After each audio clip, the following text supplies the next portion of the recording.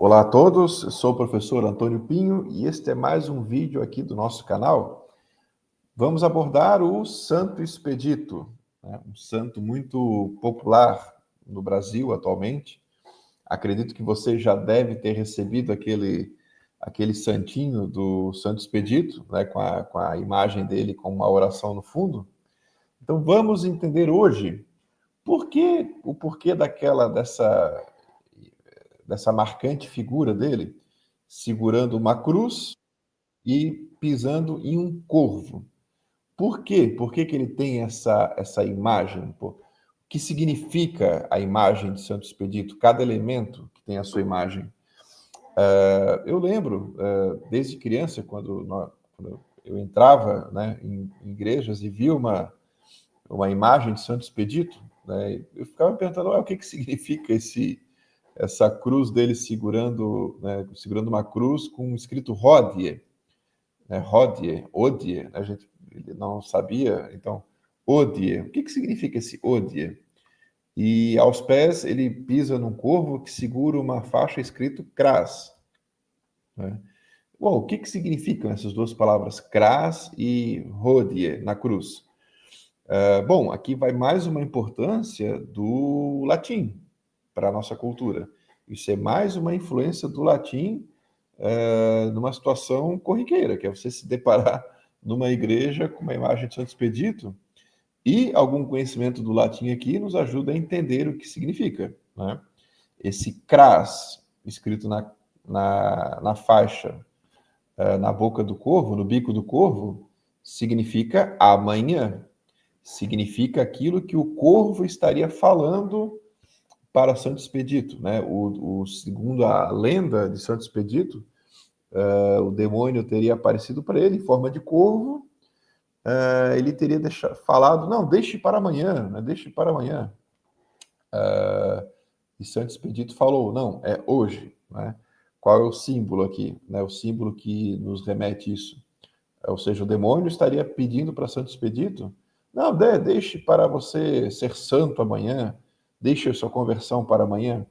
E Santo Expedito, na sua mão direita, ergue a cruz, na qual está escrito Hodie, ou seja, hoje. Não, é hoje. Eu preciso ser bom hoje, ser santo hoje. Eu preciso fazer o bem ao próximo hoje. Não posso deixar para amanhã, né? Tanto que a palavra cras, amanhã, ela deu, em português, outras palavras, como, por exemplo, procrastinar. E o substantivo procrastinação.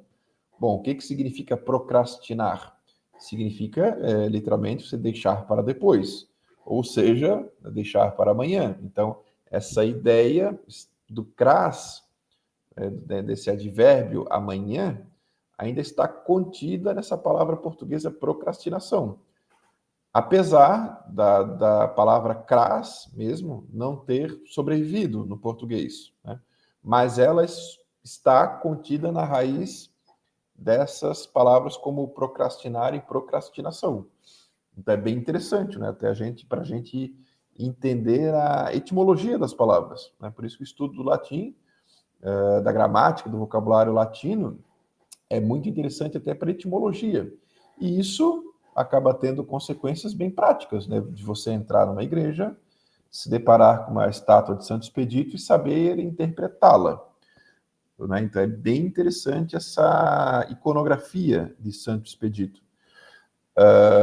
Né? Então até eu vou compartilhar aqui com vocês, vamos analisar o que significam os outros elementos, né, da figura de Santo Expedito. Então nós temos aqui, né, aquela imagem clássica que aparece nos santinhos de Santo Expedito. Então vejam só, primeira coisa que eu destaco aqui, ele segurando a cruz com a mão direita, né? Nós, quando vemos uma estátua assim, muitas vezes no dia a dia nós não nos atentamos a analisar esses elementos, né? Então ele não segura a cruz com a mão esquerda, mas é com a mão direita, né? Então tem toda a simbologia da mão direita, né? Então, até como em várias falas de Cristo, né? Sente-me à minha direita, né? De sentar à direita, né? Do trono de Deus, sentar à direita de Cristo, né? Sentar à direita de alguém num jantar, então, sentar à direita, o local à direita é um local de privilegiado, né? É o meu braço direito, né? Ele está à minha direita. Então, tem sempre uma simbologia positiva, né? O lado direito. Então, o lado direito tem uma simbologia positiva, de bênção, de algo bom. Contudo, pelo contrário, o lado esquerdo significa algo negativo, né? Nessa simbologia de séculos, né? A esquerda significa aquilo que é negativo, nessa simbologia, né? Então, ele senta-se à minha direita, né? Ou, pelo contrário, à minha esquerda, né?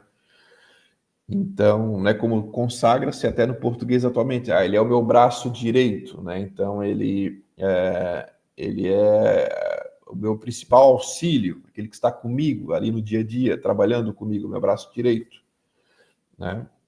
Claro que essa simbologia até deriva da própria constituição do corpo humano, né?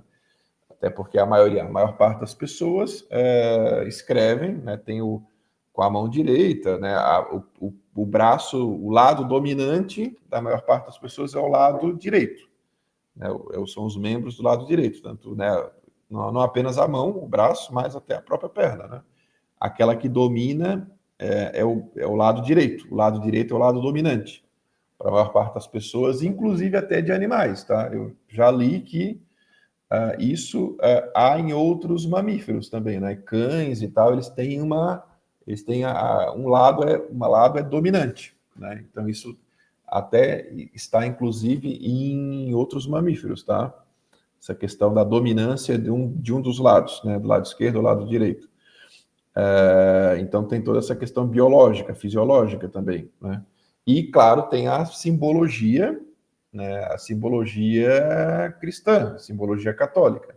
Então, primeiro elemento importante, a cruz segurada com o braço direito, né? Aquele braço que significa bênção, significa aquilo que é bom, aquilo que é positivo. E na cruz, obviamente, como eu comentei, hodie, que é uma palavra latina, como eu falei, um advérbio, significa hoje. A nossa palavra hoje veio mesmo do hodie, desse hodie que ficou consagrado na imagem de Santo Expedito. E o seu pé direito, veja só que interessante, o seu pé direito é que pisa no corvo, ele não pisa no corvo com o pé esquerdo, que também teria essa simbologia negativa ao lado esquerdo, não. Ele pisa no corvo, ele derrota o corvo que simboliza o demônio, né, com o pé direito, né, com aquilo que simboliza a bênção, simboliza a santidade, o bem, né, em oposição ao mal, às trevas, né? Então, bem interessante. Então, ele derrota o demônio com o seu pé direito, não com o pé esquerdo, né? E também é interessante a gente ver que na mão esquerda, o que ele segura? Ali é uma folha de palma, né? Uma folha de palma que significa também na simbologia católica, significa o martírio, né? Então está intimamente ligada à lenda do próprio Santo Expedito, que teria sido um mártir, né? Teria sido um soldado romano, um legionário, até a gente vê que as roupas dele são de um legionário romano, e no seu braço, né, na sua mão esquerda, ele segura a palma, que é o símbolo do martírio, né? Então, os mártires católicos são simbolizados segurando uma palma, né? E, claro, obviamente, o corvo, ele tem essa faixa, né? O cras seria aquilo que o demônio, né? A faixa seria quase como hoje, como se fosse um quadrinho, né? De um HQ, né? A fala dele, cras, né? E é interessante porque um corvo, né?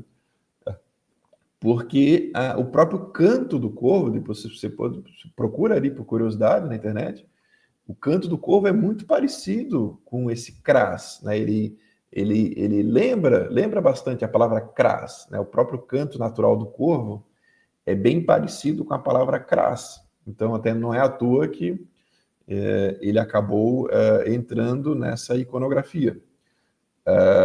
Então, assim, eu vejo que a figura de Santo Expedito, a imagem dele, é um símbolo cristão muito interessante, né? A palma, a cruz, o corvo simbolizando o demônio, né? O martírio, a ideia do martírio, a ideia de um soldado romano, né, que acaba se convertendo e sendo martirizado. Então, é um símbolo, é uma história muito interessante, né, para despertar a devoção. Então, é muito bacana.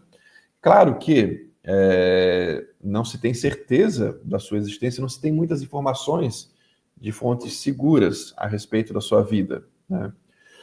Mas, tendo existido ou não essa pessoa Santo Expedito,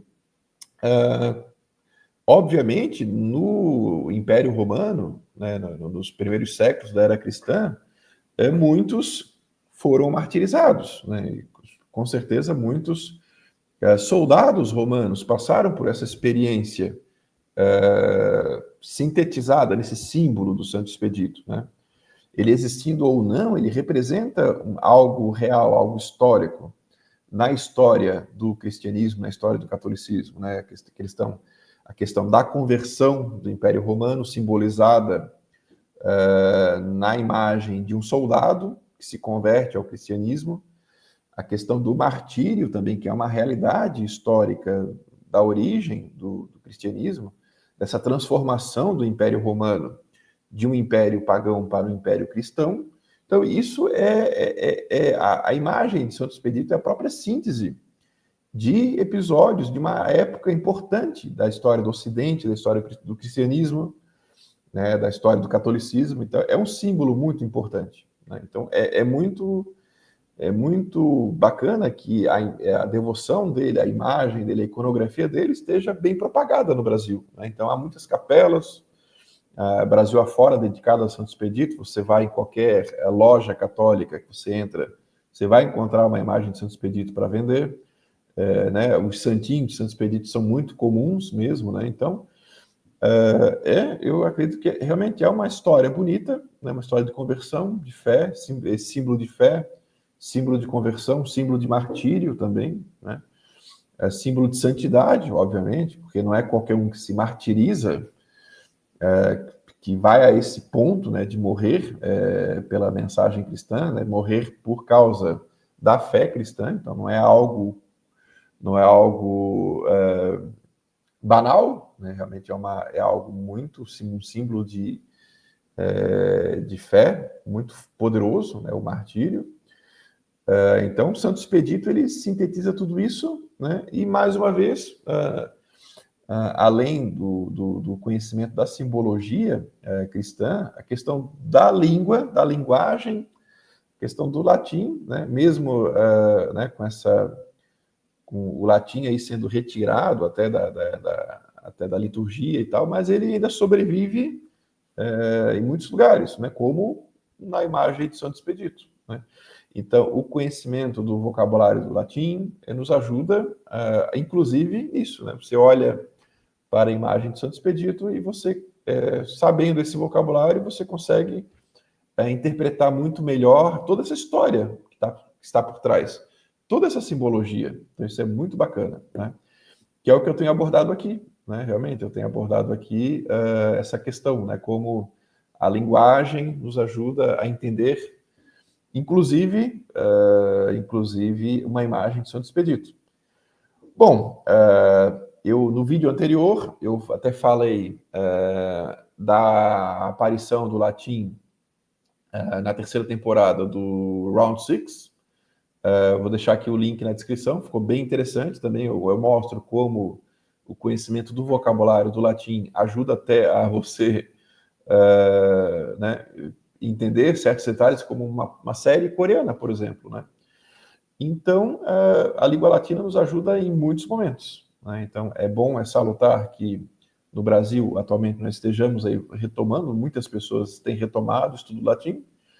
E se você tem interesse nesse tipo de conteúdo, em gramática, latim, língua portuguesa, cultura em geral, que eu pretendo abordar nesse canal, então se inscreva aqui no meu canal, nos siga nas redes sociais, vou deixar o link aqui na descrição também. E compartilhe esse vídeo com seus amigos, nos seus grupos, e até mais. Até a próxima. Fique com Deus.